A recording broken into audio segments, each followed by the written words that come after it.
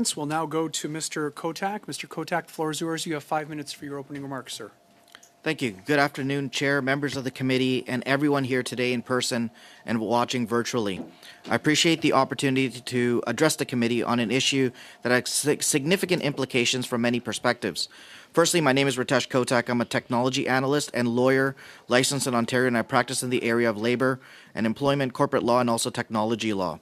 Prior to becoming a lawyer, I worked in the space of cyber and digital crimes, and I've advised businesses and presented globally on the intersection of law, technology, and society.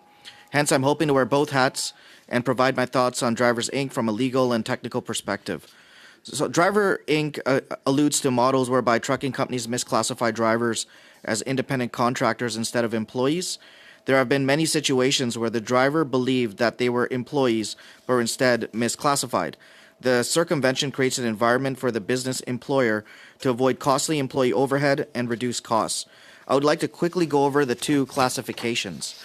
An employee works under the direction and control of the employer. Their hours, methods of work, and priorities are largely dictated by the employer, and they form part of the employer's organization.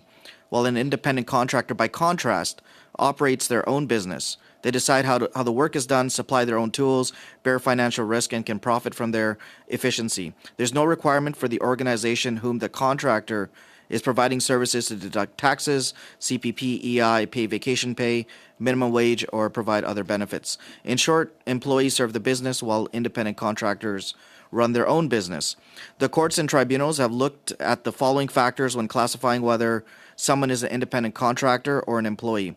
1. The level of control the employer has over the worker's activity, the worker's ability to be hired by other companies for the provision of service, the worker's ability to hire other helpers, whether the employer sets the hours of work, location, and the amount of work to be completed, and whether the adherence to procedures are required, such as uniforms and mandatory attendance, and is compensation paid via payroll or through an invoice.